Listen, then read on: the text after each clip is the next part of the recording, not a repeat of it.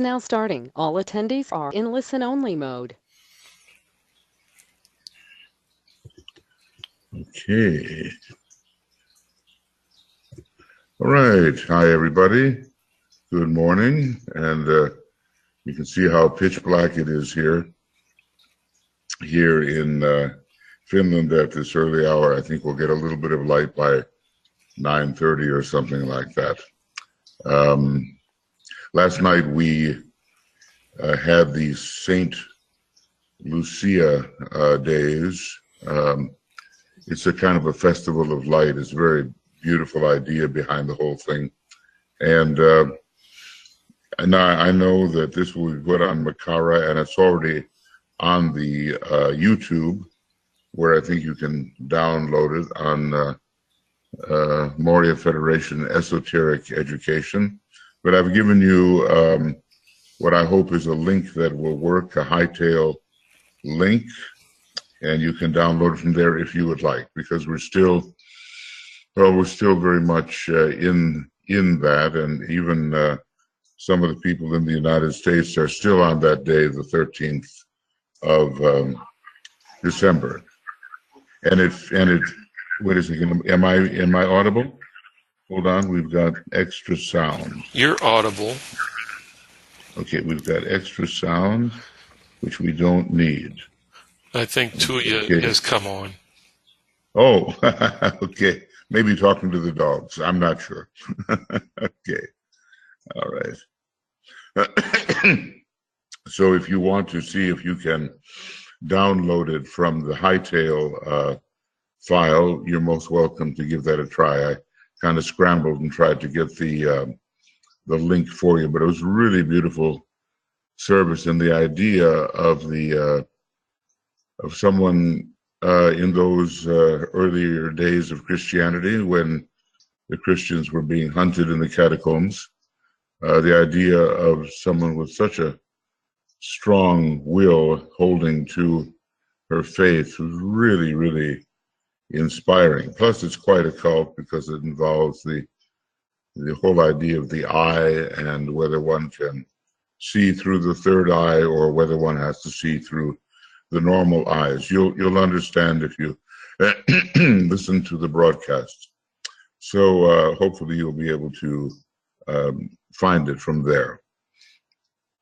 Now let's see. I'd just like to welcome Alex, Anne, Anna, Annette, Antoinette, Ariel, Catherine, Jean-Pierre, Karen, Catherine, another Catherine O'Brien, Marianne, Marissa, Martha, Nadia, Nesa, excuse me, Sam, Suzanne, Tiu, Vera, Zenaidi, and here on the staff side, Michael Stacy, and Michael Stacy is backing us up in the wee hours of the morning. Okay. It's a little tough, these early morning hours, on the people who are in the United States, unless you live out on the West Coast. So let's have just a little bit of an alignment before we get into our reading, and then take good notes about anything you might like to discuss. We're moving through the book and Glamour, a World Problem. And just to let you know, the next couple of weeks or so, and maybe even 3, we have many, many things occurring.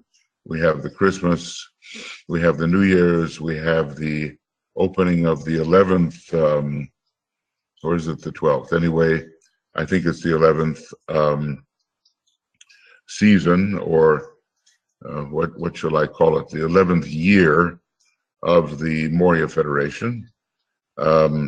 And as a result, we will not be doing the Ask programs during this very, very heavy time, but we'll see whether we can maybe do some broadcasting of a few older programs that still carry a lot of material that you might want to assimilate. There are some people that are really very faithful in this whole Ask project, and so maybe we can keep something going for you, but Tuija and I will be tied up with all kinds of other programming, and so it just could become really not possible at this time.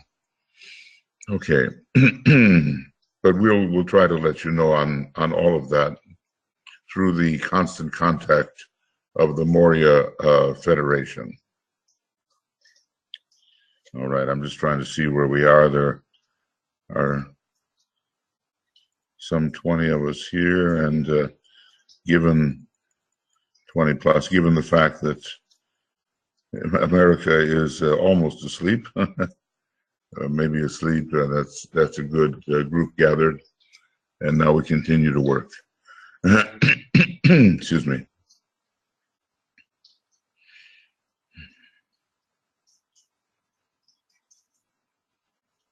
So basically, we come together in all of our different countries as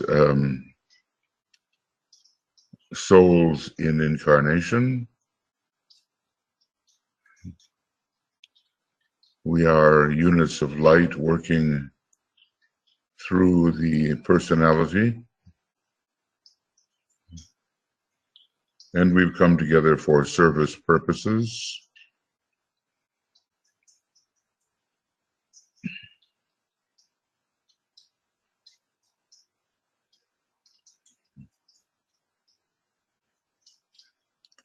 And we've been given, the methods of the occult method of helping to clear the astral plane and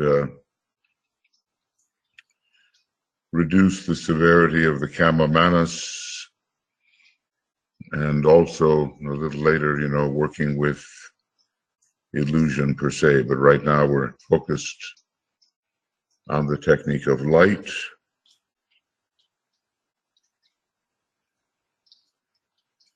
Which we send into the astral plane, helping to dissipate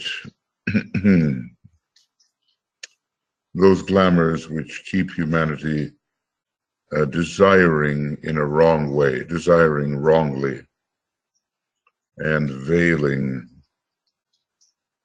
reality, veiling the higher perceptions because so involved with the lower perceptions.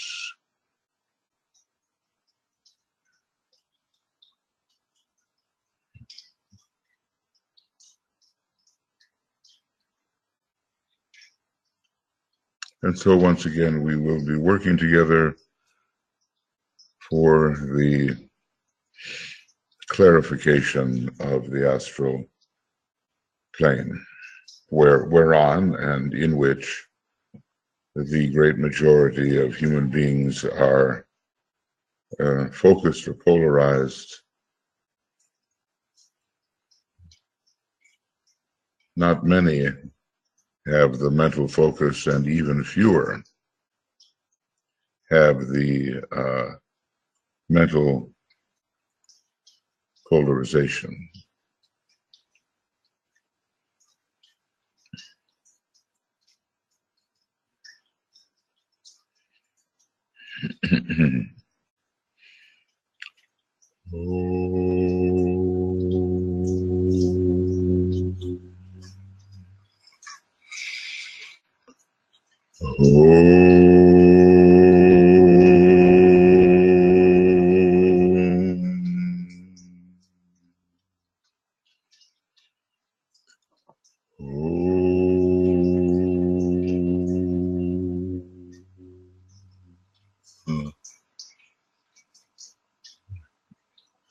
And I certainly do want to thank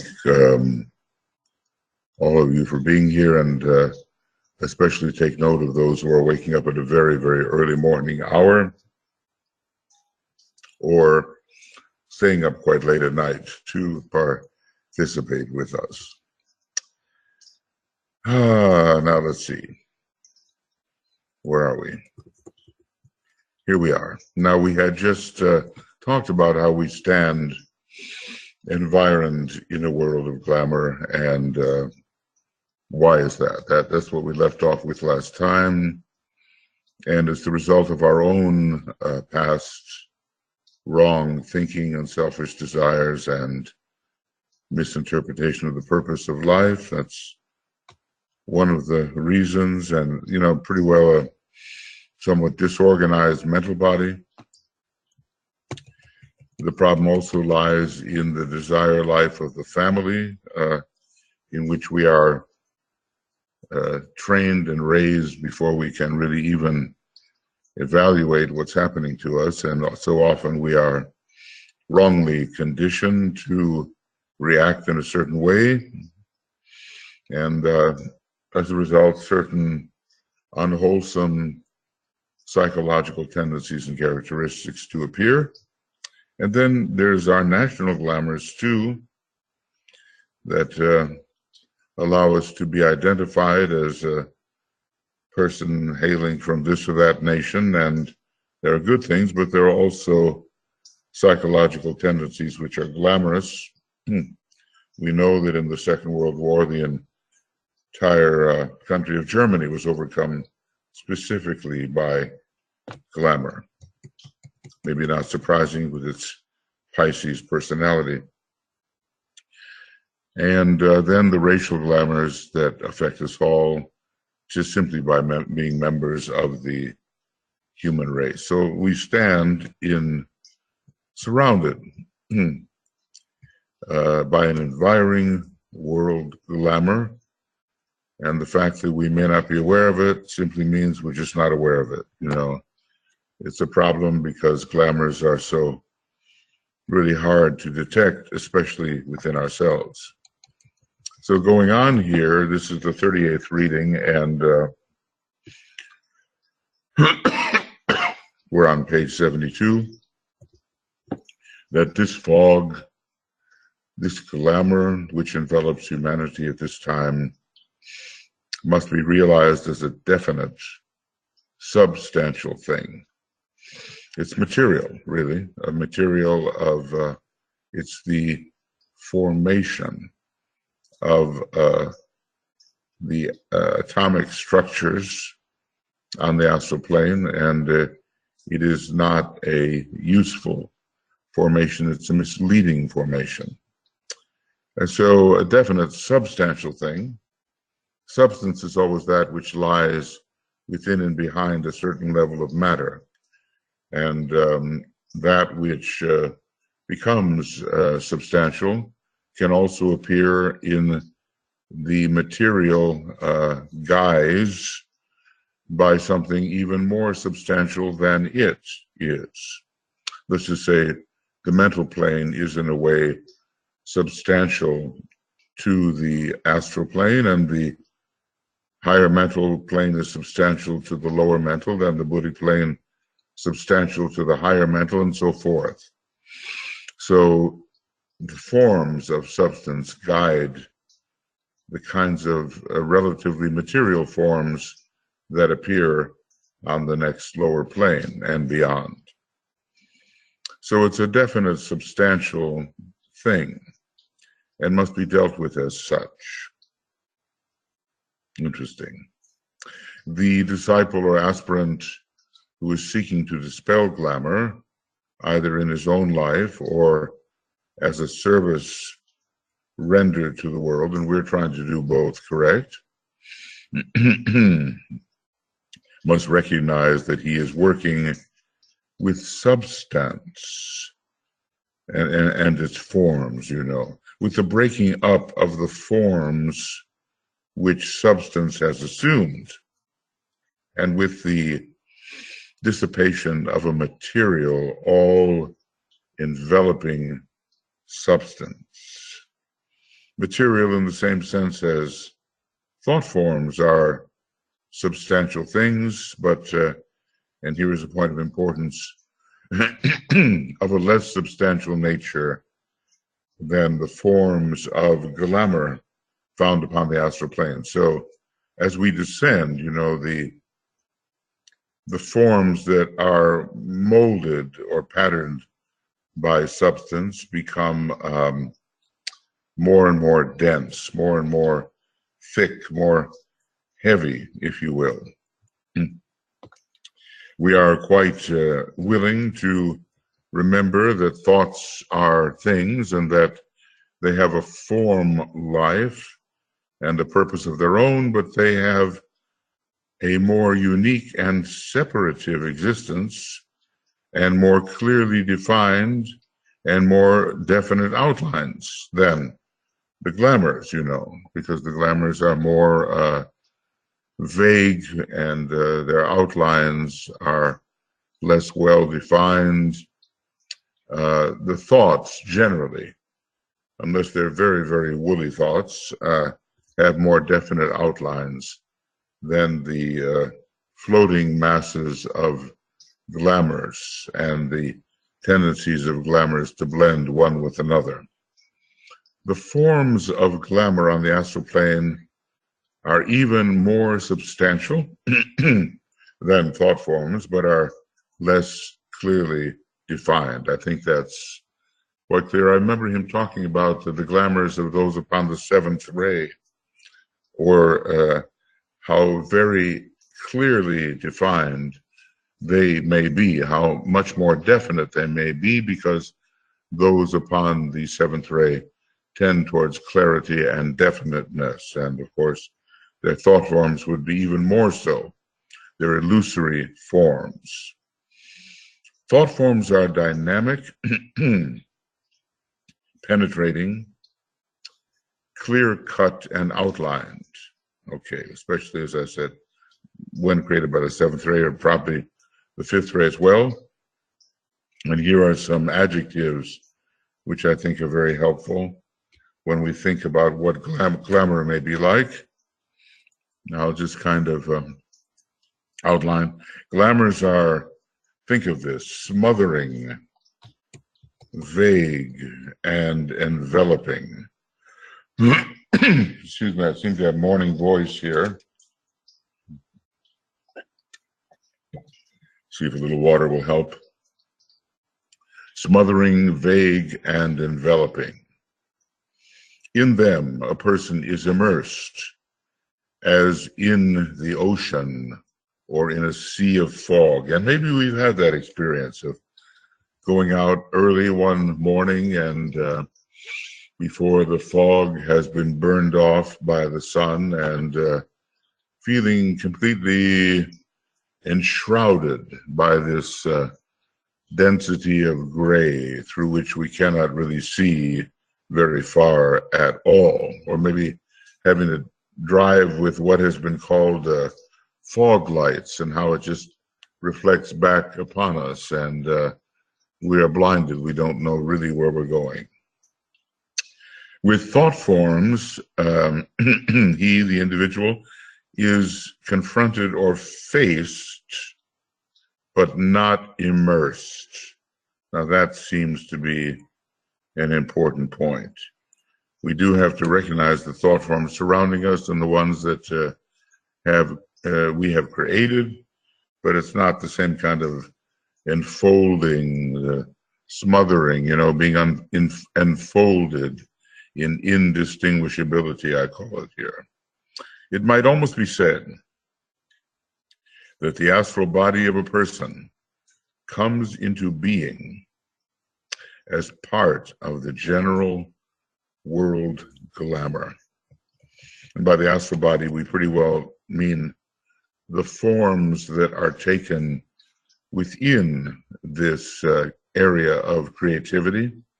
The astral body, we don't necessarily mean the kind of matter which necessarily must be present if there is not to be an hiatus between the mental matter and the etheric physical matter. We would die if that hiatus existed. We are told in a treatise on white magic, and some of the Agnisurians, some of the very active astral devas do kill the magician by draining off the waters. But we're talking here more about the forms which the waters take. So it might be almost said that the astral body of a person comes into being as a part of the general world glamour. It is difficult for him to think about this, and how much psychological work goes into this kind of thing when we begin to wake up to our emotional situation. It is difficult for him, and that's us, to differentiate between his own astral body and the glamours which affect and sway and submerge him. There's another word, right? Sway and submerge. These are all giving us ideas of how you might almost call it the physics of the glamour process. His problem upon the mental plane is more clearly defined, even if it is equally difficult. So you can understand how lives and lives pass before we are able to extricate ourselves from these environing conditions. Many lives may pass before extrication from these environing conditions. Okay, so that was another one. Talking about the substantiality of the fog which surrounds the glamoured individual. And, it's partially a world problem because it's so undetectable. I was reading some months ago about, it was taking place in Germany, and it was very much related to Pisces. And I do believe it had a lot to do with World War I. I might be incorrect there, but I think that's what it was. And some of the higher commanders in that war were much taken by, it could have been World War II. Anyway, one of those wars, I'm sorry, were much taken by a famous psychic who was channeling all kinds of very odd and extended things to them. And of course, they were much exalted by what she was saying, but they were completely, really bewildered, and they were completely inflated by the kind of things she was saying, messages from various stars and constellations and all the rest of it. We know very well that people still persist in this kind of erroneous reception, but it had quite an effect upon those who were active in the war at a leadership level. And I thought, well, yes, it really is a world problem, not only misleading the people. DK talked about the impressionable psychic German people with their astral body, with their Pisces personality, and then what was reality. And they were an easy mark for the Black Lodge, which sought to control through impression in their vulnerable Pisces personality. Okay, now let's go on to the next one, talking about our envelopment and our being surrounded by glamour. Astral glamour is a form of energy, and an energy of great potency. Now, we probably don't normally think of that, but when we see people swept by what seem to us really irrational tendencies and desires, I'm just thinking now, now that Nazism, fascism is recrudescent in America. Racism, based on some erroneous claims, is rearing its ugly head again in America. I'm just thinking about the people that just get swept away at these rallies so that they even murder others in the cause that they think is correct. I'm thinking about all the emphasis that is being placed now on whiteness, the color of the skin and so forth. It really is falling back into the age-old divisions between people. And it's a very separative glamour, but it stirs the emotions immensely. It's very powerful for the people who are subject to it. Okay, so it's an energy of great potency. Why so potent? So let's take a look. Why so potent at this time? Remember that in strictly Lemurian days, while Maya had appeared, glamour had not really appeared. It was an Atlantean phenomenon, and it was aided and abetted by the entrance from the moon chain and maybe from the earlier solar system of those who deliberately sought to conquer the psyche of humanity for purposes which were very negative. Okay, so A, it is of such an ancient rhythm, being inherent in astral substance itself, that it is most difficult for a human being to become aware of it or to understand it. And the moon is involved here. The moon was not a completed evolution within the planetary chain, and it had to be, its evolution had to be interrupted.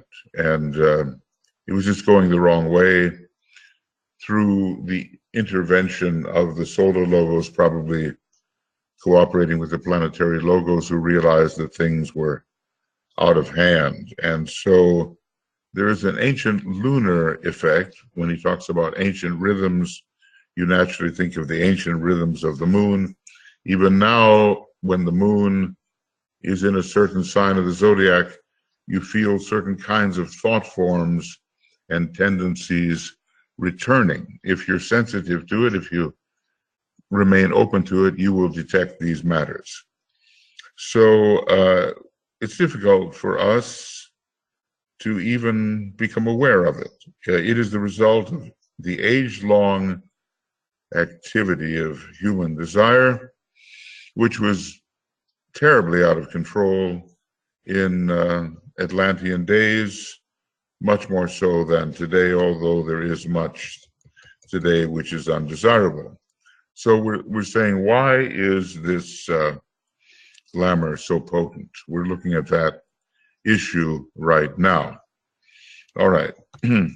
Point B, it is a corporate part of a man's own energy nature, and therefore constitutes for him the line of least resistance. I mean, if we're astrally focused and surrounded by this kind of ill-formed substantiality, where does one begin and the other end? There's an easy flow of one into the other. It is part of a great world process when you bring together fire and water, really, and therefore a part of the individual life process also, and is in itself not wrong, but an aspect of reality. Well, at least it must take place at a certain point when the fire of mind and the water of the astral substance meets. In a way, glamour, some of the more severe forms are based upon the illusions of the mind, which have descended into the astral nature. He talks about fourth ray people being particularly susceptible to this type of descent. Okay, so this realization necessarily complicates man's thought about glamour.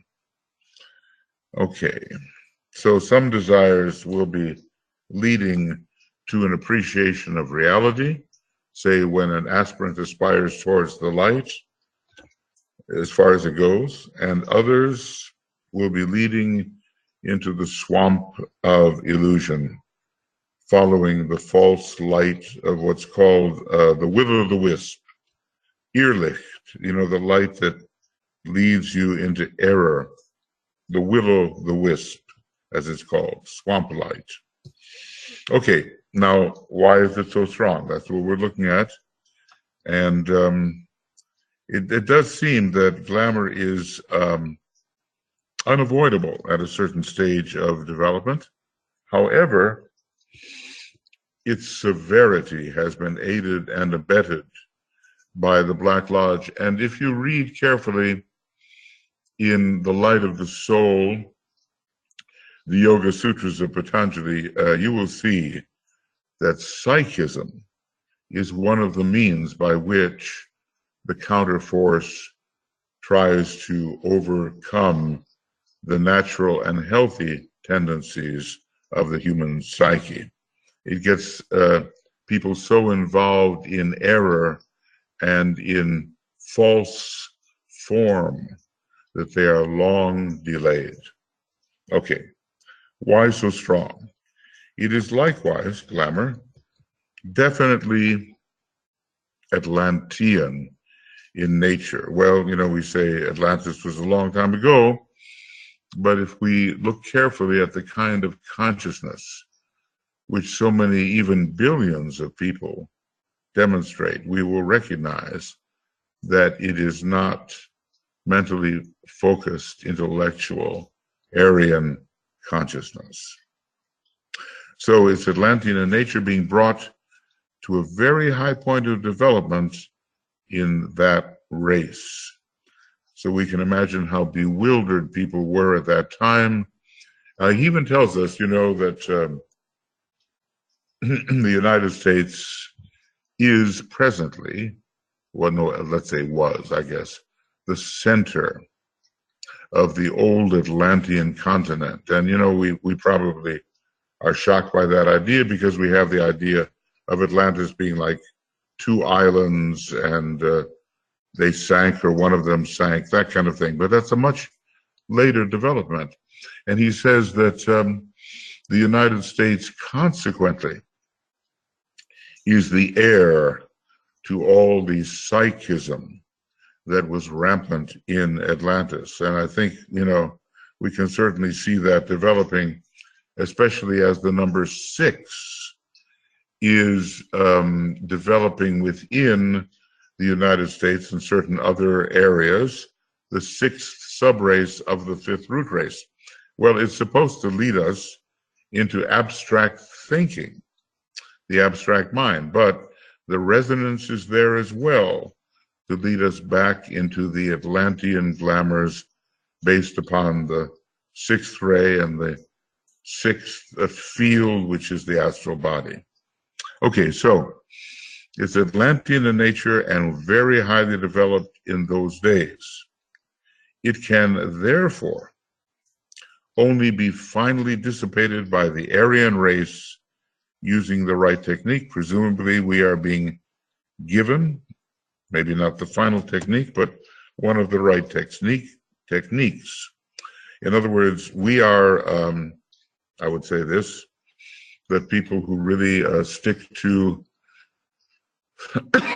study of these very clearly written, mentally focused books are Aryan in their consciousness. They are achieving a mental focus, if not mental polarization. A mental polarization is maybe a different thing. It has to do with that stage of development between the 2nd and 3rd initiation. But let's just say the mental focus is there in the Aryan consciousness, and therefore the technique of light can be applied.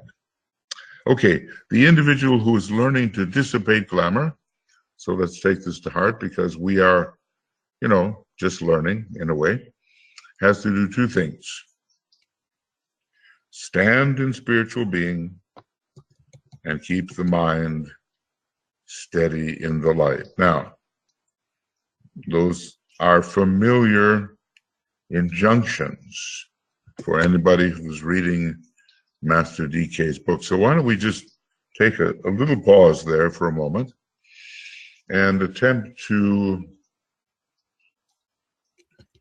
bring ourselves into a state where we feel or know that we are standing in spiritual being. Just a few moments.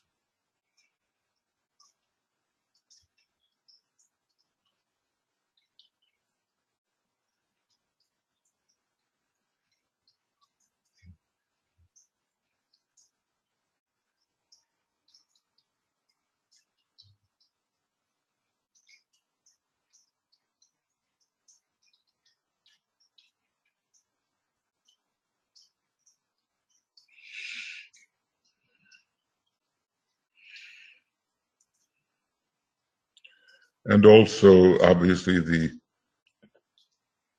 creative imagination will be of some value as we do this.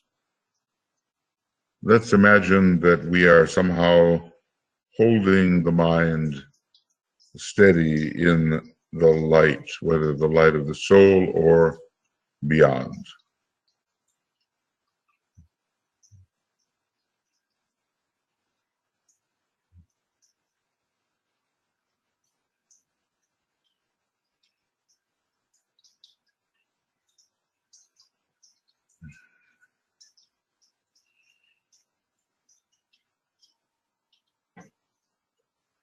And of course, this will mean, that our thinking is inspired from above,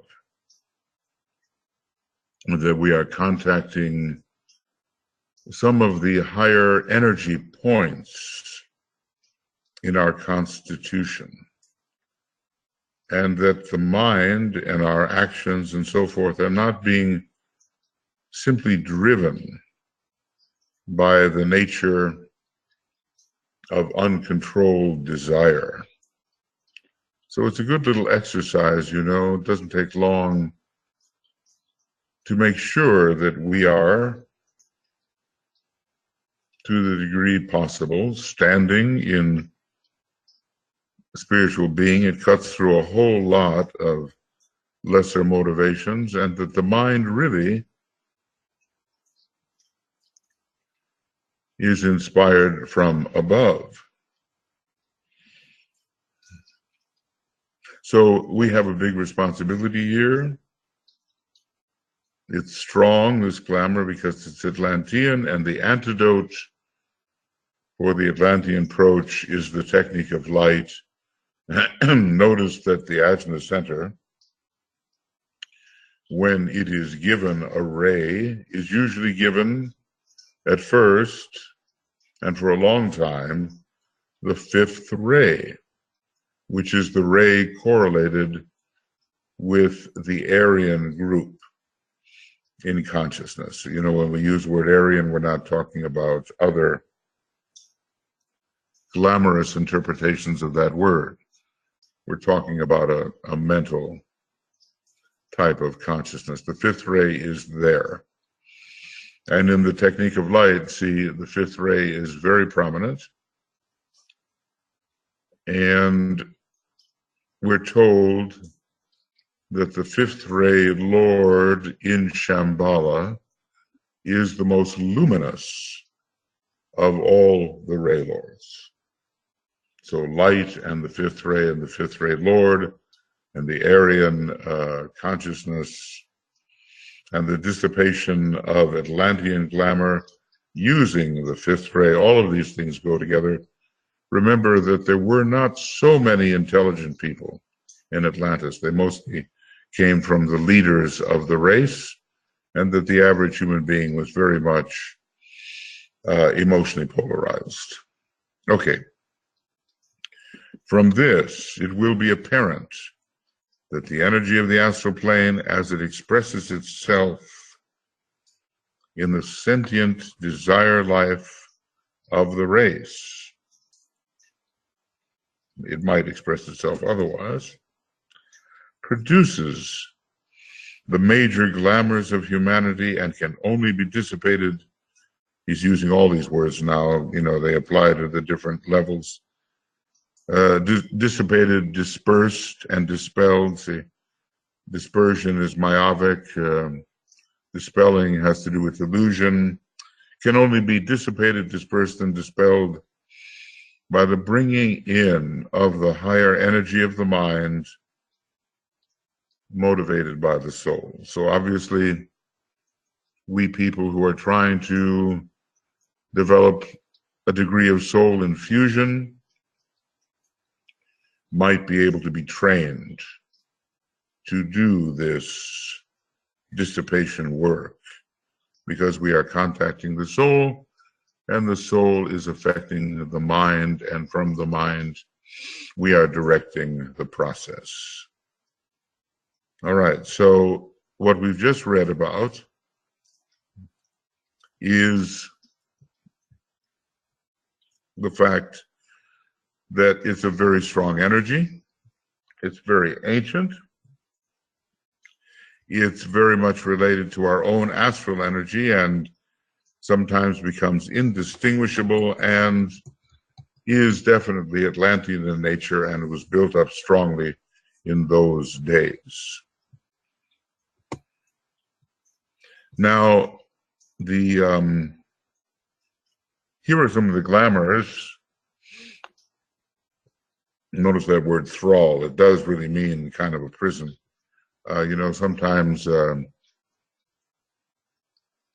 Sometimes these negative words are used as if they are positive. Someone comes in, looking very good, and you say, "Oh, you look so glamorous," as if that were a good thing. Or someone presents themselves and you're sort of enchanted by how they look, male or female, and you say, "Oh, you look enthralling," which means, of course, that the perceiver is being captivated by the appearance, and the consciousness is somewhat in prison. So the glamours, he starts with this now. He's going to get more detailed in another 40 or 50 pages about what are the glamours. The glamours which hold humanity in thrall, that is, in prison, are the glamour of materiality. Well, that's such a big one, because that has to do with the third ray nature of our planetary personality. And we have not overcome that yet. We may be on the way, and maybe that's what the reappearance of the Christ is all about, to help us put the number 3 in its proper place. I've pointed out before that when you look at the Big Dipper, within the Great Bear, sort of the back and tail of the Great Bear there, that constellation, you will see that the third ray star, Alioth, is really out of alignment. And what are the causes of that? I mean, who knows? It's occurring on a very high level, but from our point of perception, which is always important, how you see a thing, Alioth is out of alignment.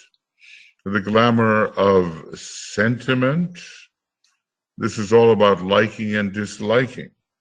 It's one of the very first things that has to be eliminated within the group process. If you turn to Rule 11 in the book, The Rays and the Initiations, you'll see there are 4 eliminations you have to go through before you can even begin to look into the rule and try to apply it. And the glamour of sentiment, sentimental group interrelation, is one of the major ones, the very first one mentioned, along with cutting personality ties and seeking no recognition and learning the true method of occult silence. Then, of course, there's the glamour of devotion. devotion itself is a good thing. As a matter of fact, when you look at the second initiation, the sequence ends with devotion. We overcome that dedication. Let's see if I can find that for us very quickly, because it's most interesting. And it's in the rays and initiations, and it should be 340 or so. And here it is: dedication resulting in glamour alleviated by devotion. And when you think about it, there is the devotion of the soul, and we as a monad, now think about this, lest we cast devotion aside and say it's not a good thing, we are as monads lords of ceaseless, persevering devotion. Well, it takes that kind of devotion to go on a long pilgrimage, which, well, in a way is lasting billions of years, you know. The human part of the pilgrimage is shorter, but the monad has to pass through the different kingdoms of nature. But devotion can be narrow, and in these days when we are offered a larger picture of reality and the relative balance of the factors within that view of reality, devotion can be so selective that it discounts and exaggerates, and we never get a true picture. The glamour of the pairs of opposites, the struggle between the soul and the personality, this ongoing battle between the soul, which is the higher of the pairs of opposites, and the personality, which is the lower, and all of the conflict and distress and the rending and the tearing and the interpretation of everything in terms of this struggle. Obviously, there are more intelligent ways to handle it, and the many, many glamours of the path, which we say, well, once we're on the path, we're fine. But once again, aspiration without action can overcome us, and we may fall into many traps along the way. So what I'm going to do is just, maybe for future consideration, I'm going to just highlight these. He lists many, many glamours in that section around page 120 in this book, but it looks like these are some of the most important, and they may have to do with different ray types, maybe we're all subject to all of them, but the glamour of materiality, maybe the third ray type especially, is subject. And the 246 line to the glamour of sentiment, and the sixth ray to the glamour of devotion, and the fourth ray to the glamour of the pairs of opposites. You know, it's warfare within, high and low, and the glamours of the path, well, that's just everybody. Okay. Now we're going to pause here, because he's going to elucidate these glamours for us. And I think that will be most interesting, but we have considered sufficiently the material for this morning, at least this morning here, okay? And I'm just going to, obviously we could go on, but we should take bite-sized chunks of this book and not just continue without assimilating. So this is, we're at the end of number 98, and we have finished academic reading number 38, and today is the 14th of December, and how far have we gotten? Oh goodness, there has to be page 74. Yeah, of course, it's right in front of my nose. Okay, so basically, we're beginning here, 72 to 74, and when we continue with the 99th program and the 39th reading, it will be page 74 to whatever, and it will probably be in 2019.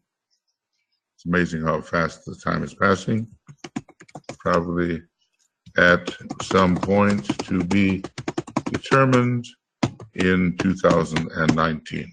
As I say, we have so much coming up with the full moons, Christmas, New Year's, the solstice, the re-beginning of the 11th sort of semester of the Moria Federation. So we will take a little pause from the ask process. Okay, so that brings us quite a ways, and let's see if I can maybe make things a little smaller so that more fits on a page, but I can't get everything on a page, that's for sure. Okay. Now, let's try that, and we'll hope for the best. Not too bad. Okay. All right, friends.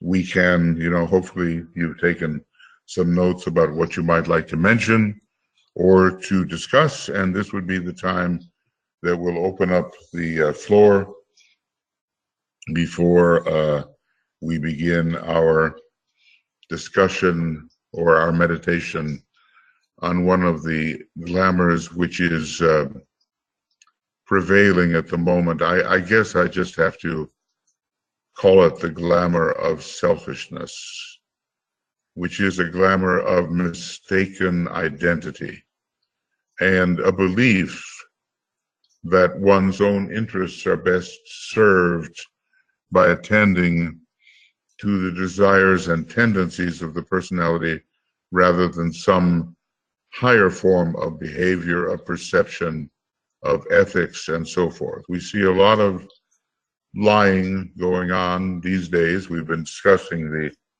glamour of lying, particularly in the personality nature of our planet, the third ray, and in the personality in general.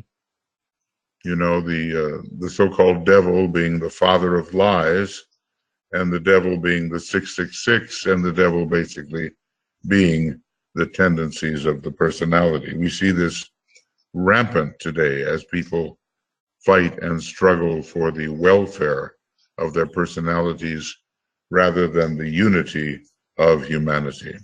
Okay, so friends, is there anybody who would like to say something in relation, ask something in relation to what we have just studied, the substantiality of glamour, the potency of glamour, the antidote to glamour, some of the major glamours which hold humanity. This is what we've reviewed this morning, but if you want to discuss something related to occultism, okay, just in general, that's fine also.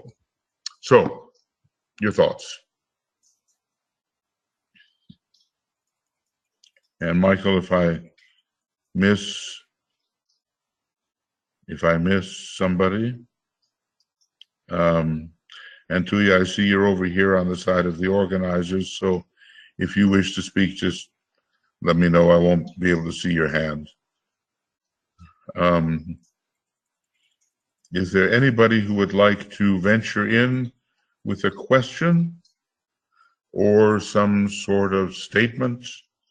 Obviously, it's if the Tibetan took the time to call this a world problem, even though it is quite undetectable by us very often, it is a world problem. And we have to become more and more clear about it. I think it's going to happen when Vulcan is discovered. And I think people are going to learn how really to stand in spiritual being and with massed intent and really mount an attack of light against those distorting forms which veil reality. I think the major attack on glamour lies ahead, but groups such as ours have to get started in this task, even though humanity might not become aware of the necessity for quite a while. Okay, your thoughts. Michael. Yes, Michael. Each of the Tibetan's disciples were given a 3-word series of keynotes that they needed to work on in that incarnation. I wondered to what extent those keynotes were related to each disciple's particular glamour. Sometimes they were. We, in the University of the Seven Rays, we go through a process, or we did when we were teaching more on the ground, as it were, through a quality of sharing or distribution and a quality of cultivation. 2 things. One, we had built into us and we were able to give it as a gift to others. The other was a kind of deficiency which we had to build up.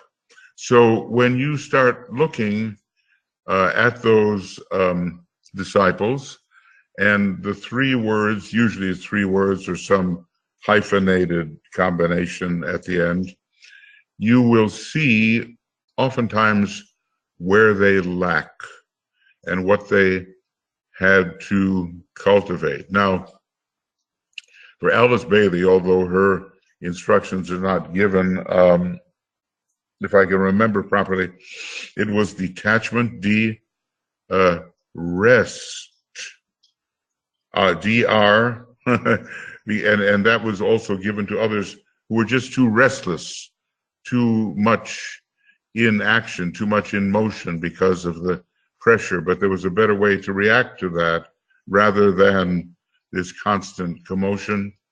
And S, in her case, skill in action.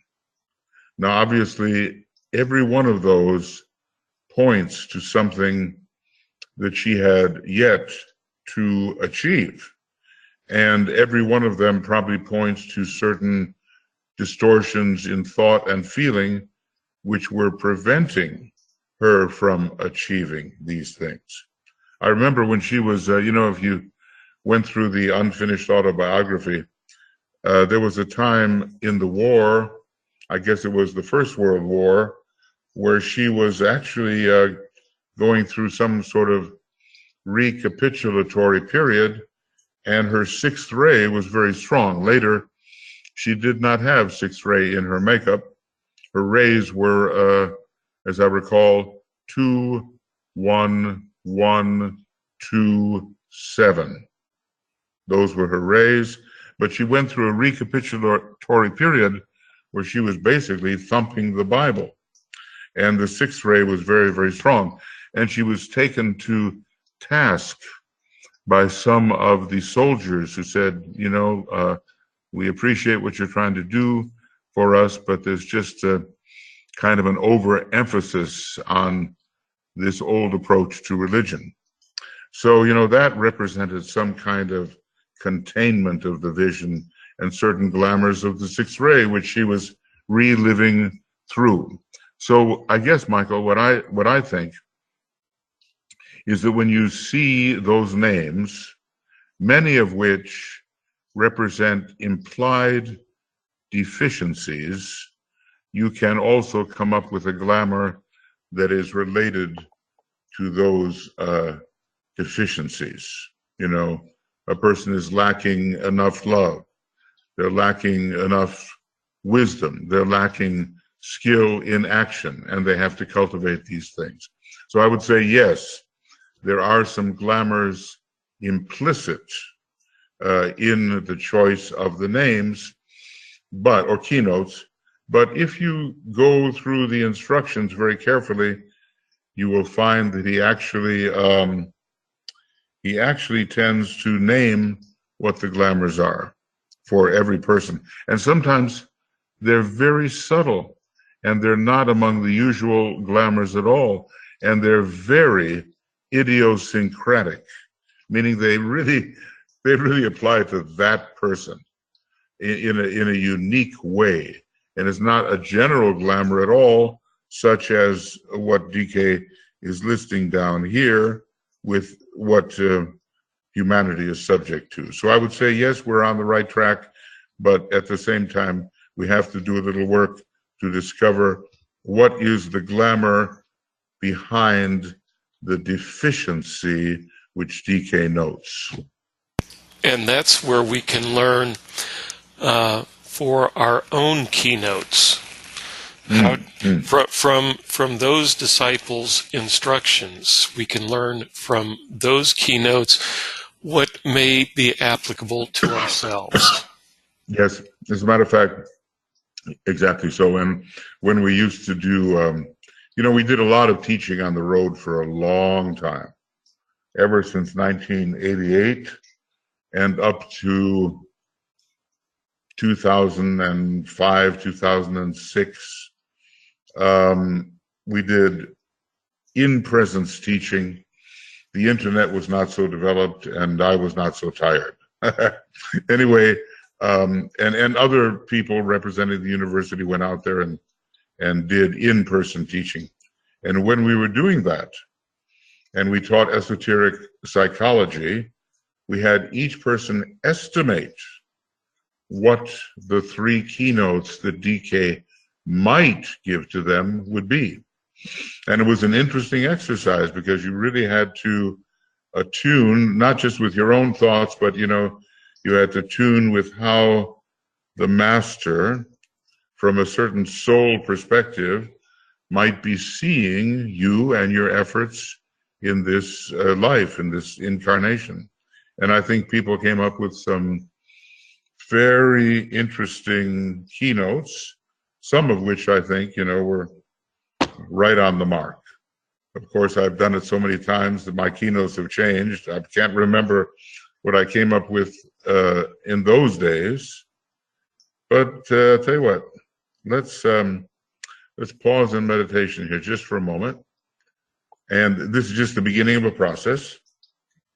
And let's each one of us think of one keynote that Master DK might suggest to us as a keynote for building our life in a way that it was more responsive to the soul. So let's just think of that for a moment, meditatively.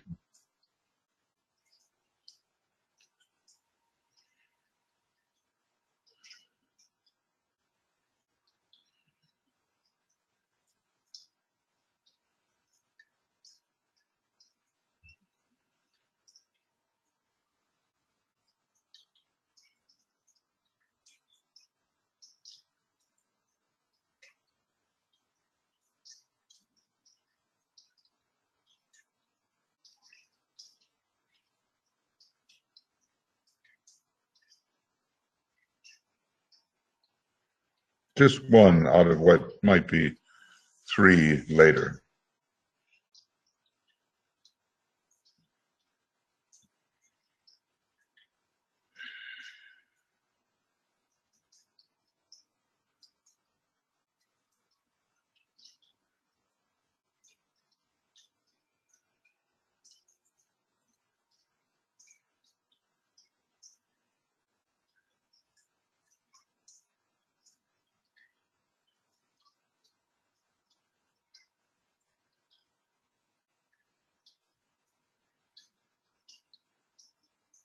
I think, that when we get into this, you would find it a very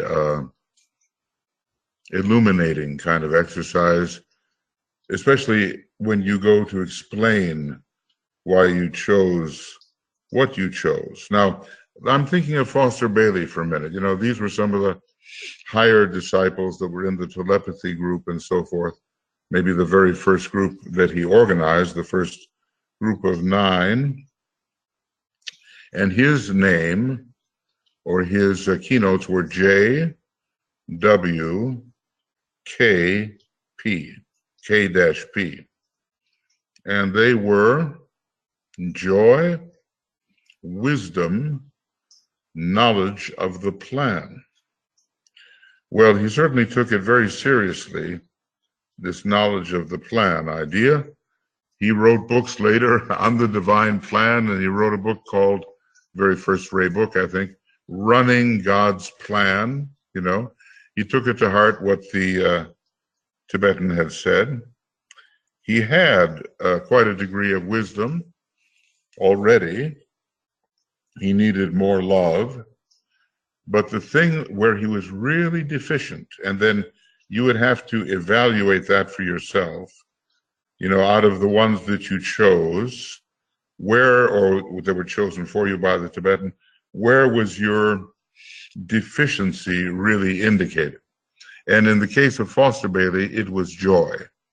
He had difficulty rising to that state which is inherent in the soul, the joy of the soul. You know, the happiness of the personality, joy of the soul, the bliss of the spirit. But DK wasn't going so high. He was just saying, you need the joy of the soul. And DK gave him all the reasons why, if that keynote were cultivated, things would be much better for him and better for the people with whom he worked. So it's likely that one of the keynotes, at least, is out of balance with the others and requires maybe more attention to bring it up to a sufficient level. Sometime we'll have to do this. I think it would be interesting. Okay. Now I forgot where I was, but anyway, that was the attempt to answer your question, or to respond to your comment. Okay. Thank you, Michael. And now Vera would like to say something. Go ahead, Vera.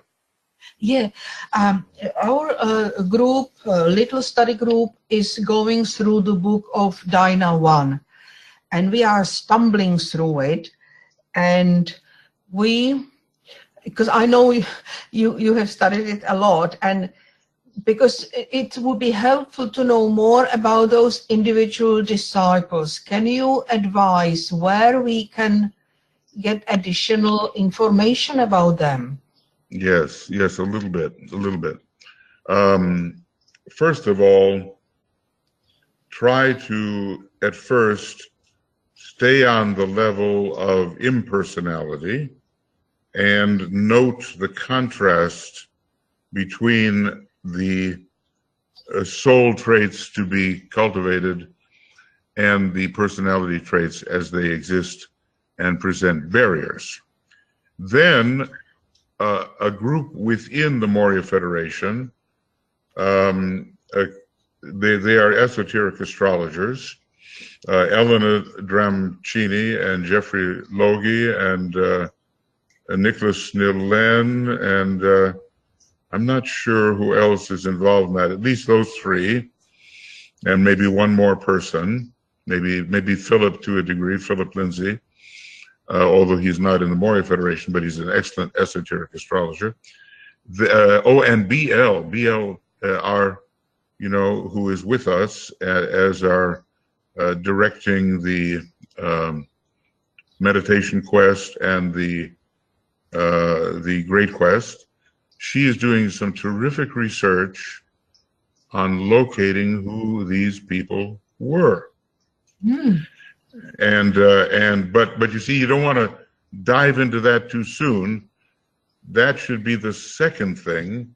After you've milked the instructions for all they're worth, then go into the personality of the person, their astrology, when they were born. Now, one of the ladies, CDP, Her ray structure was 2, 6, 5, 6, 6. She was one of the, a wealthy woman, a DuPont, but it was DuPont Publishing, okay?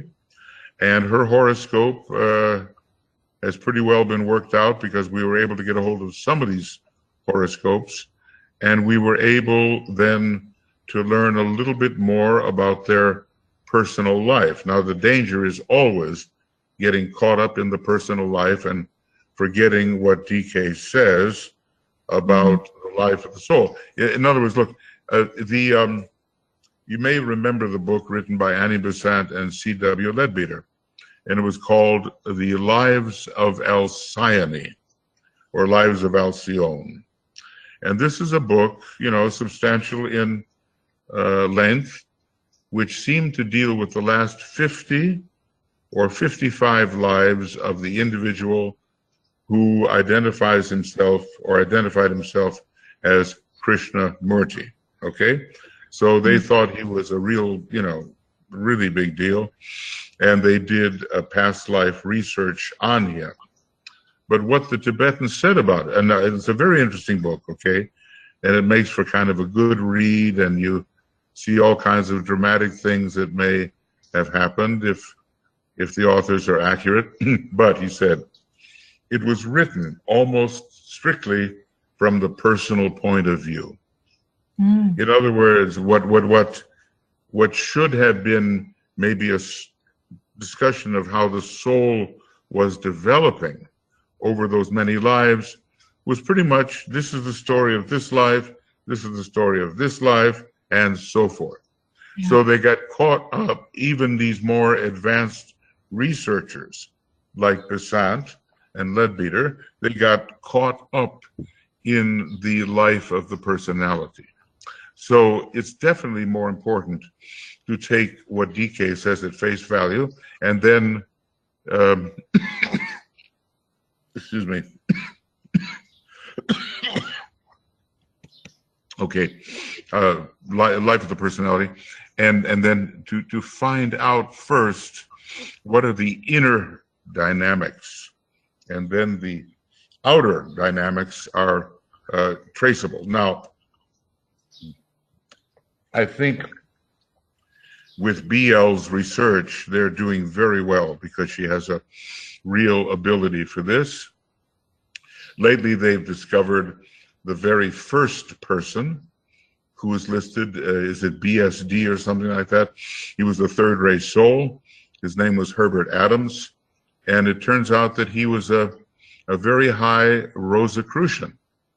And he wrote books and was involved in the Rosicrucian Lodge, and a picture of him is available now, and you can analyze the picture and what DK says. All of that stuff is being filled in so that we're going to have a more clear view of who these people are.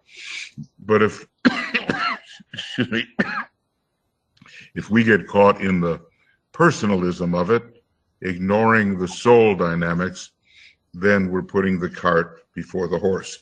So I don't know if you know Elena Dramcini. No, maybe just more when I was doing the program, more BL.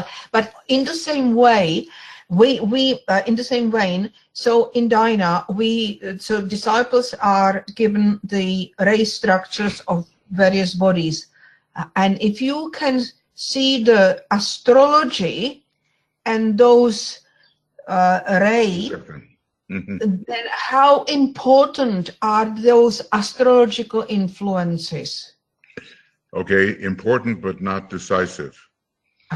In other words, if you go to the Scorpio chapter, somewhere around page 222, 223, he'll tell you, study the person first and then go to the horoscope.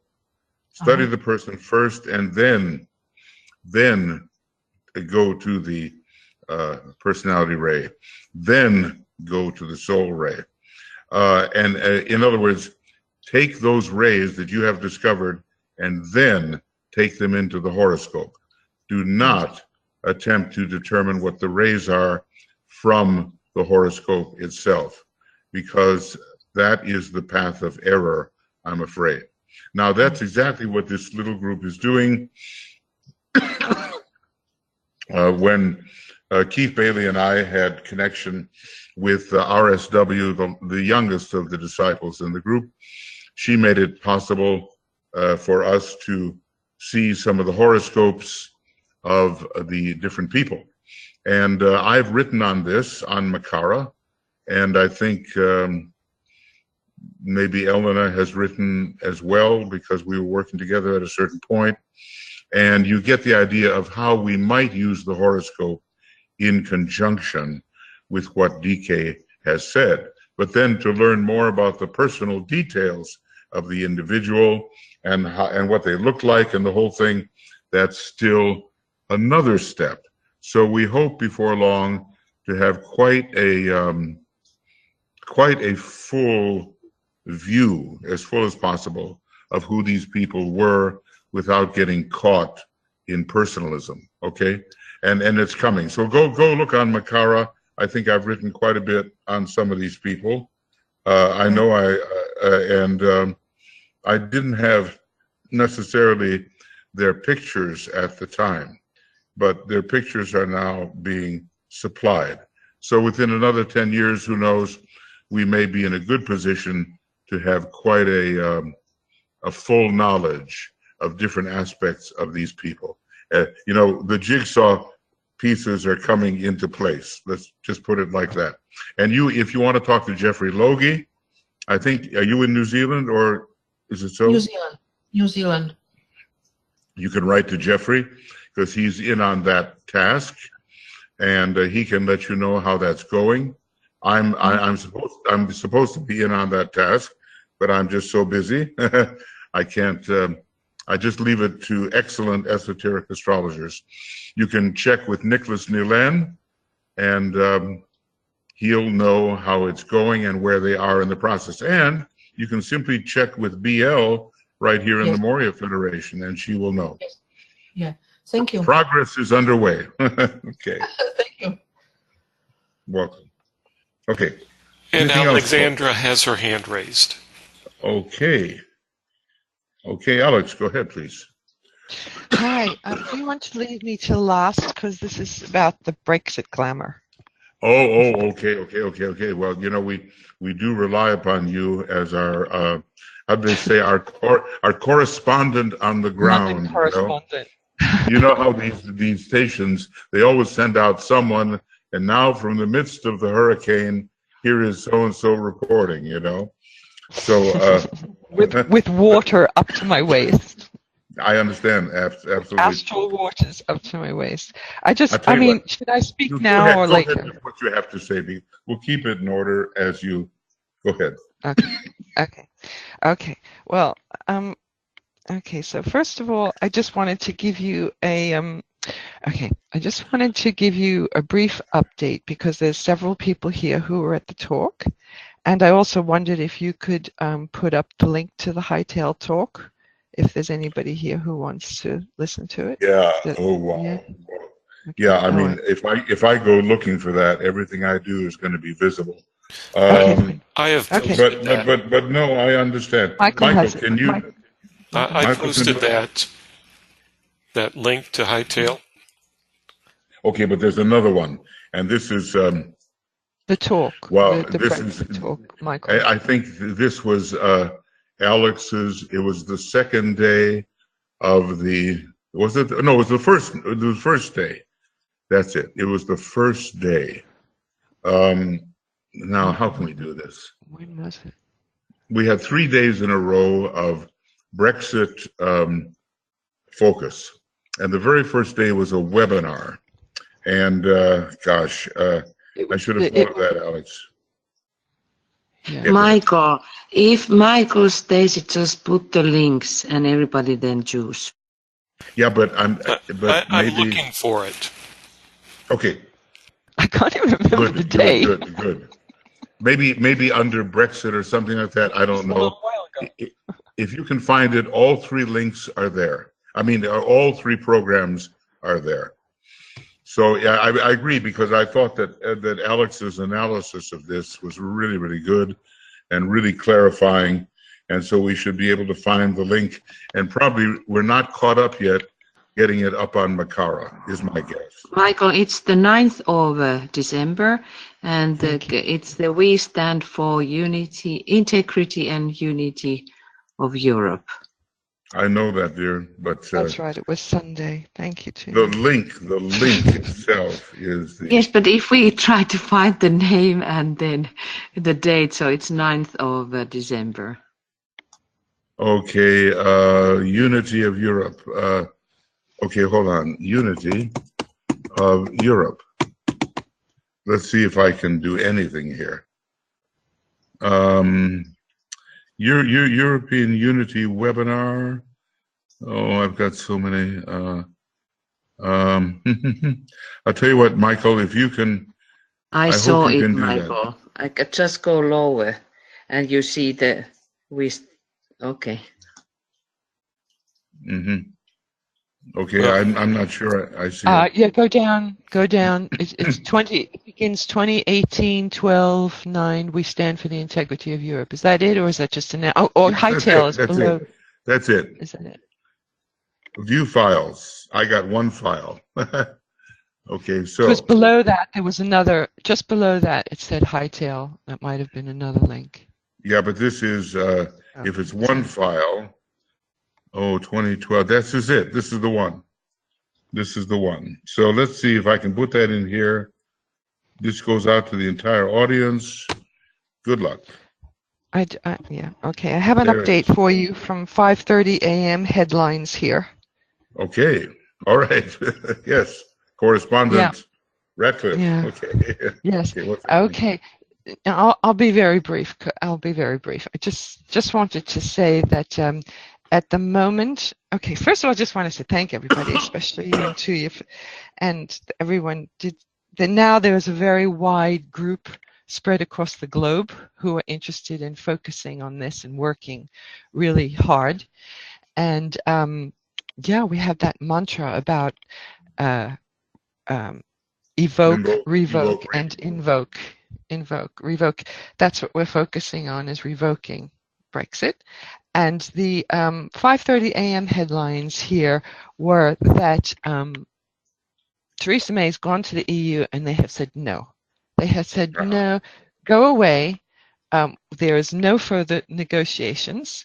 We are not changing anything, and we're so sorry for you. But a division within your own party doesn't mean that we can change this agreement. And as it was suspected, the whole leadership challenge was a sideshow, and the delay of the vote was stalling for time. It is said now that the leadership challenge, had she been voted no confidence, it would have weakened the party. But as it is, it has still weakened the party. 37% of her own party have voted against her. It's leaving the party in disarray and disagreement. And the way the situation stands now is that the hardliners are saying, go back to Europe and get a different agreement, and we'll get that agreement through. And the EU, fortunately, is standing firm and saying, there is no other agreement. There is nothing else to talk about. And this is a waste of time. And you'll have to go back and sort out your government. So the way the situation stands now is that it looks like there's going to be arguing and discussions and debates going on until they break up at Christmas on the 20th of December. And then they're going to come back in January. I'm not sure which date, but in early January. And that's when it's going to intensify, because they have a deadline of the 21st of January to decide. Parliament has to decide. And it looks like Theresa May and the Tories are going to keep trying to stall and frighten people with this no deal. We're going to crash out and without a deal. But Parliament has already voted that they won't let that happen. So I just want to, long story short, the important time, I think, is going, unless something dramatic happens in the next couple of weeks, anything could happen. The dramatic time is going to be early January. I consulted one of our astrologers, and it does say that something dramatic could happen in early January, and so I hope we can keep our focus. And yes, just after the new year, after everyone's been kind of distracted, and yes, the other thing I wanted to say is that I've sorted out the backstop. If anybody wants to know what that is, it's very confusing, but it comes down, the whole argument is about the border between Northern Ireland and the Republic of Ireland, and actually the agreement is very bad.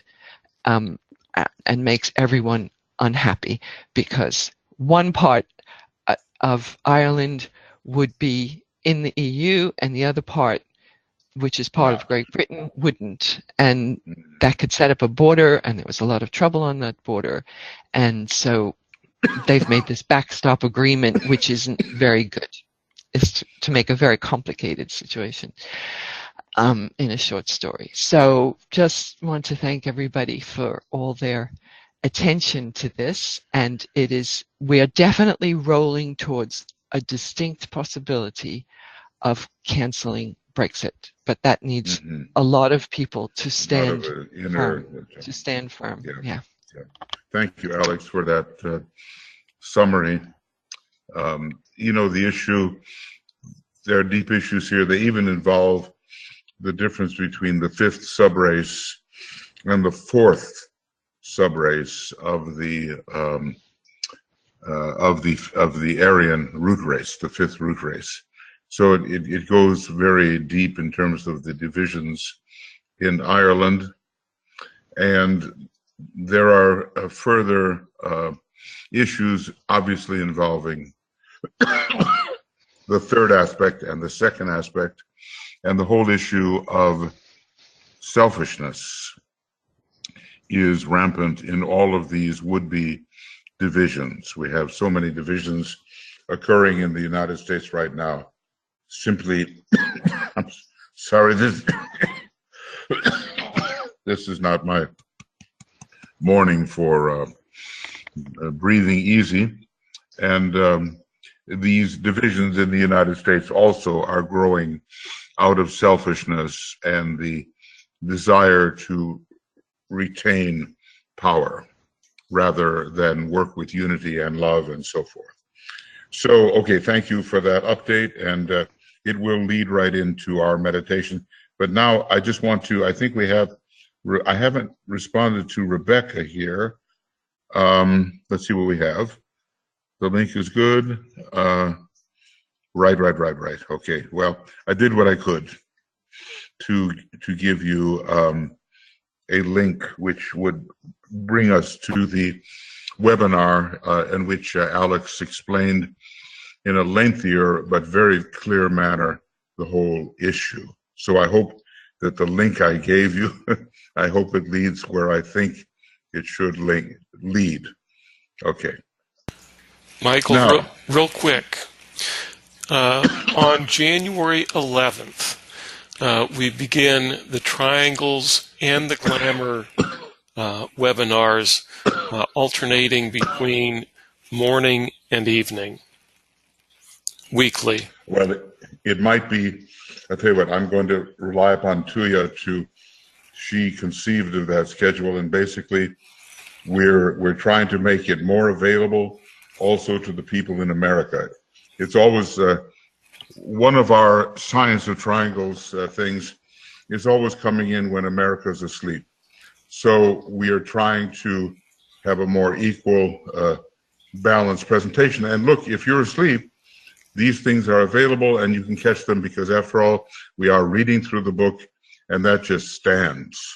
So there's no reason why you cannot take advantage of what occurred when you were not able to be there. But I'll just have to ask Tuija about that, because I'm not up to it yet in terms of what that schedule is. I know yes. Slight variation Michael, in schedule. Yeah, dear.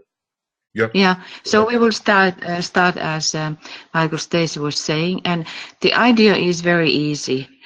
When in Ask Project we have every second week the morning, and then every second evening. But in relationship to Glamour Work, we are going to have 2 weeks at the same time, like 2 weeks evening, 2 weeks morning, 2 weeks evening, 2 weeks morning. And in that sense, we get then the triangle work also alternating from morning to evening, morning to evening. And that's the science of triangles work. Yeah. Our other Ask Triangle work will just continue on the Wednesdays as usual. But we've been going into it more deeply, as you know, via the science of triangles in the Esoteric Astrology book. And there are years of material that can lie ahead of us. So Tuija tried to figure this out so it can be a better balance, and we'll make sure you get notification of that. Okay, friends, look, the time is passing, and yeah, so let's get into the meditation itself. And I will somehow try to keep my coughing at a minimum.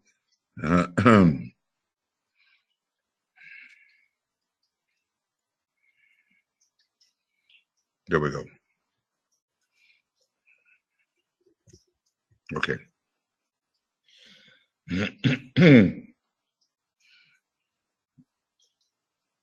So we're still basically, the root of the whole thing is thinking that you are what you are not. You know, it's sort of the basis of illusion and the glamours that are arising from them. And as long as we are stuck in our personality consciousness, especially a very powerful personality consciousness, the way some leaders have developed, we're just not going to want to share, to cooperate, to love, to unify. We're going to just care more about ourselves than we do about the other person. And that's a big bridge that has to be crossed, and is basically the message of the Christ, and it's the message of every great spiritual teacher, but the Christ especially. So we'll focus on selfishness. And we'll have some moments of silence.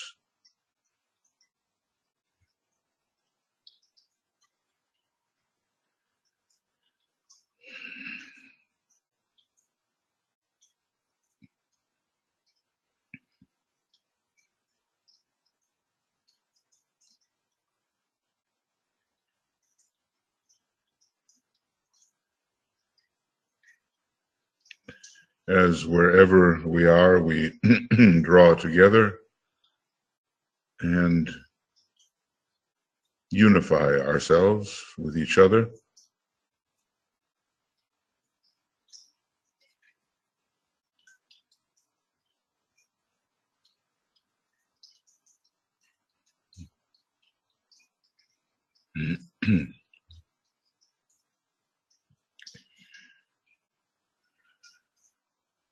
And we'll use the protective formula, you know, the long cross of divinity as he describes it. And this is necessary because few there are who realize the risks involved in doing this kind of work. So the mantra is for us, the protective formula. As a soul, I work in light, and darkness cannot touch me. I take my stand within the light. I work, and from that point, I never move, and we trace the light.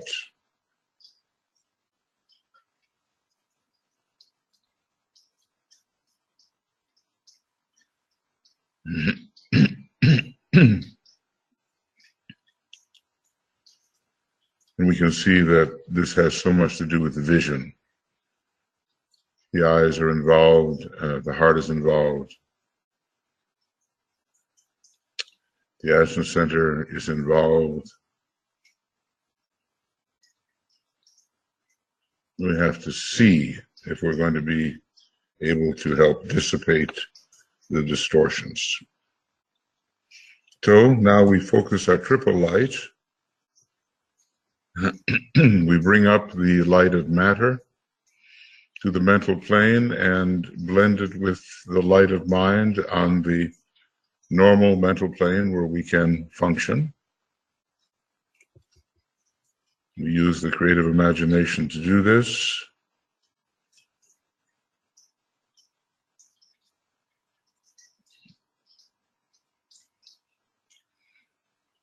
And this means that we can think with clarity, logically,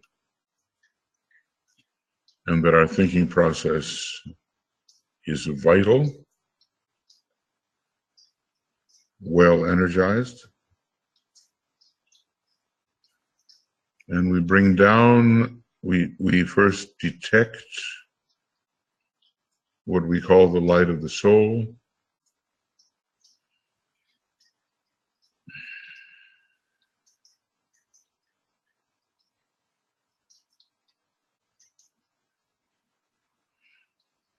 And as if it were very real, which it is, we bring that light of the soul down, vibratorily down onto the mental plane, the lower part of the mental plane, and especially the fourth level, and we blend it with the two other lights.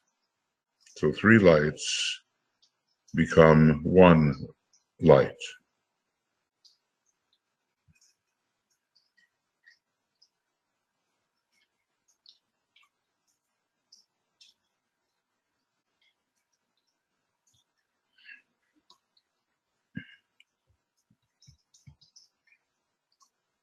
And then, having blended these triple lights as one,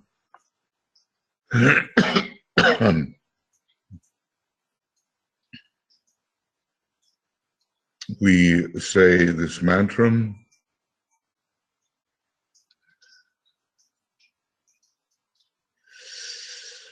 the light is one, and in that light shall we see light.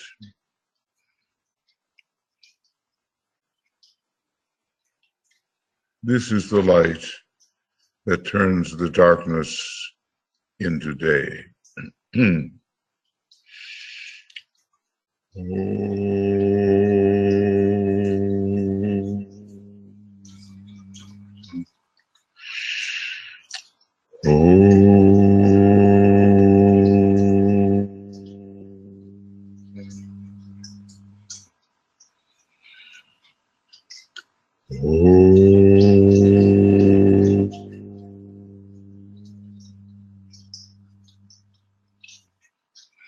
And this triple light, of course, it doesn't just exist for us individually, it exists for the whole group. The light of matter for the group, the light of mind for the group, the light of the group's soul, all blended into one.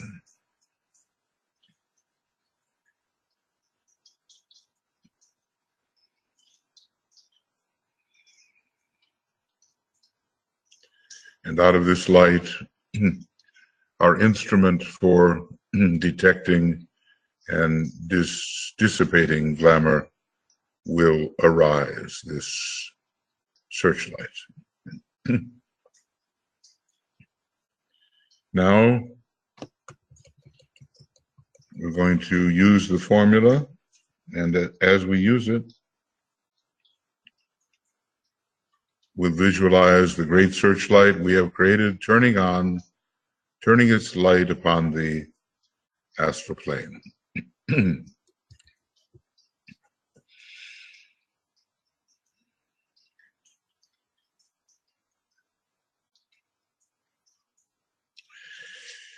Radiance are we and power.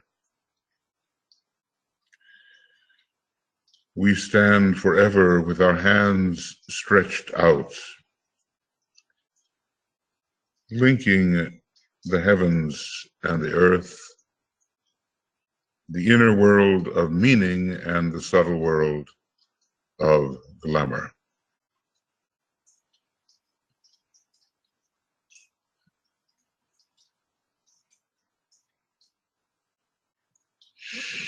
We reach into the light and bring it down to meet the need.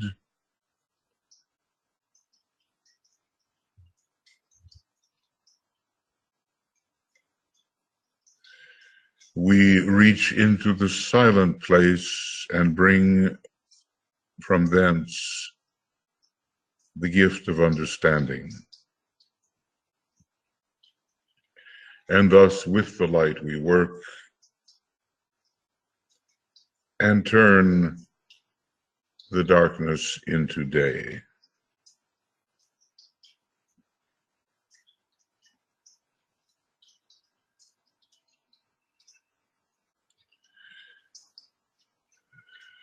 So our searchlight is on, and however we visualize it, it is beaming forth into the astral plane, and the whole power of the group is in it. And we strengthen it further with the spiritual will, contacting whatever we mean by spiritual will.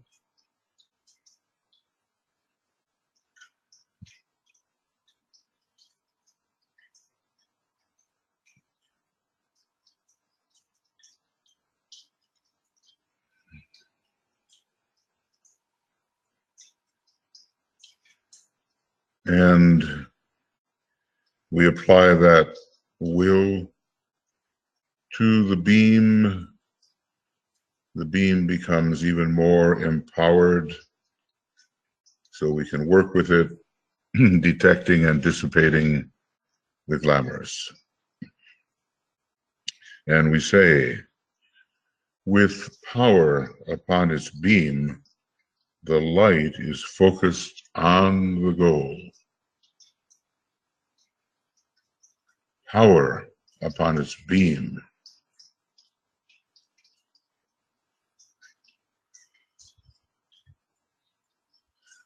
The light is focused on the goal. Now we're going to work with the prevalent glamour of selfishness. It just really affects all ray types and conditions our decisions.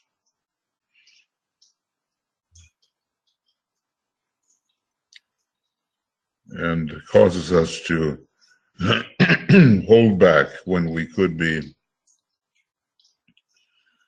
working in combination, cooperation with hierarchy on unification on the individual, national, and international levels.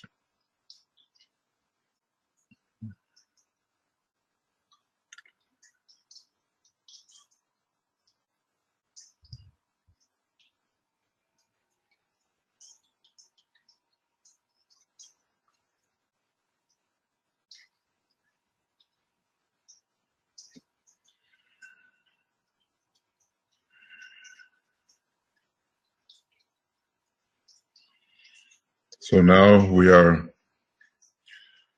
ready to use the words of power. But first think about what selfishness contributes or how it influences the human process.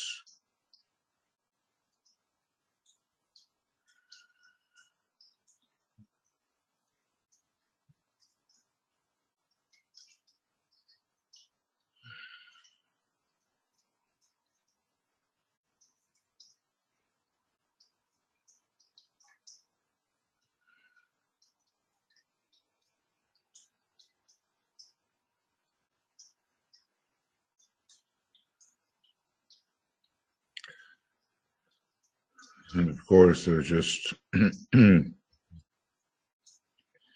thousands of ways in which this occurs, but in terms of modern Aquarianism, we could say that selfishness interrupts what's called the divine circulatory flow.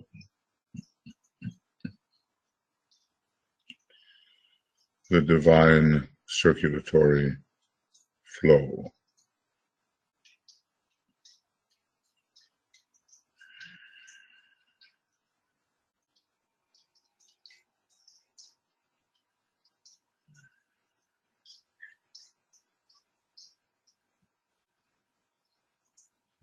And of course, sharing and peace are two of the requirements for the return of the Christ, and it's obvious that when the divine circulatory flow is working, sharing and peace will be among the major results.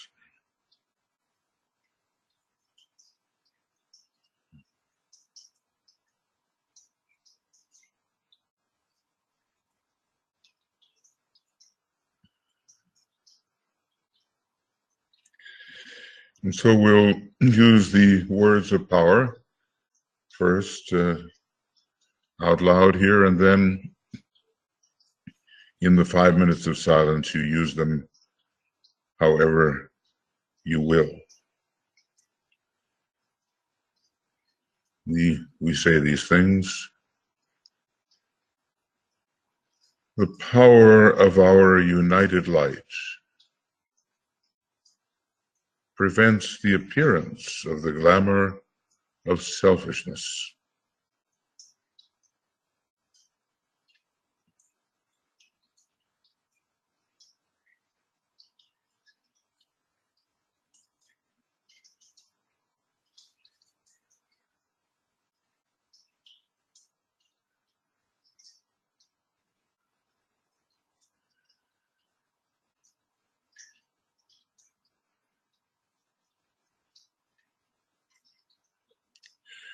The power of our united light negates the quality of the glamour of selfishness from affecting humanity.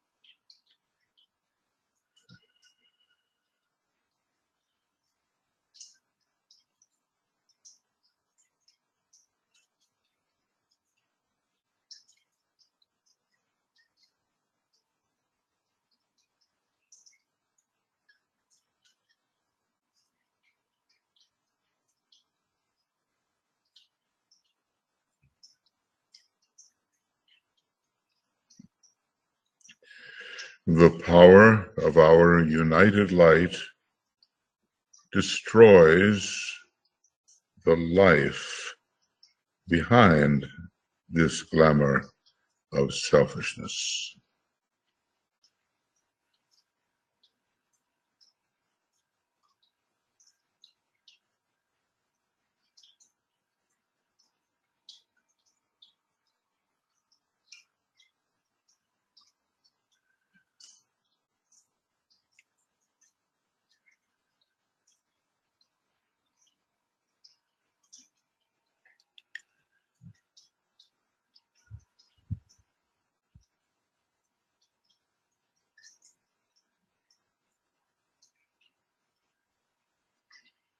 Now, in these 5 minutes of silence and intensity of purpose, we will see our beam of light penetrating into the glamour and producing its weakening and its dissipation.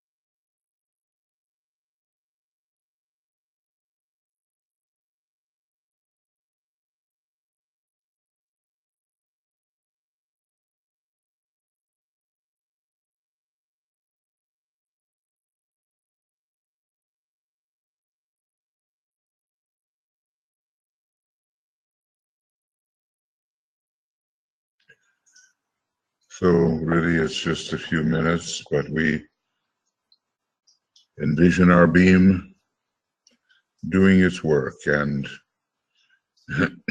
when our beam does its work, then the sun, the radiant sun of clarity, shines with all the virtues with which we hope to replace those glamorous conditions which prevent the unity for which hierarchy is working.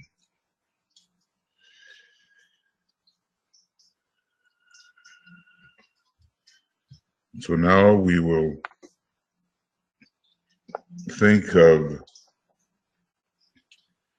dispersion, dissipation, dispelling.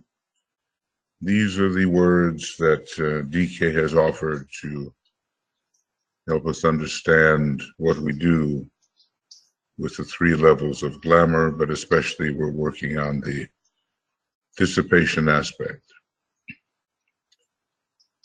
So think in terms of the beam, and when you work on your own glamours, if you detect them or have someone else help you detect them,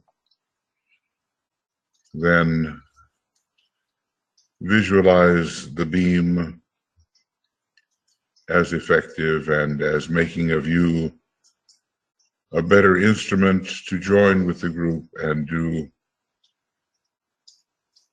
the world work. We're working in 2 ways simultaneously, and we must continue to work in that way. So, the Om 3 times.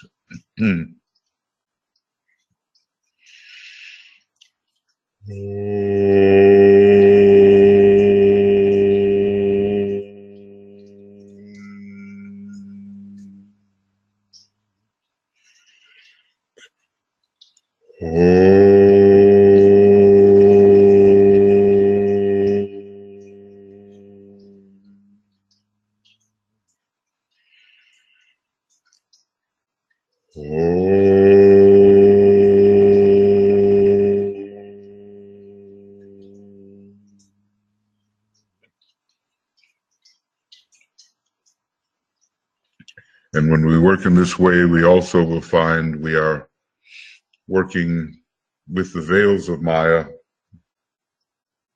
overcoming the liabilities of the etheric veil of impulsion, the emotional veil of distortion, and the mental veil of separation.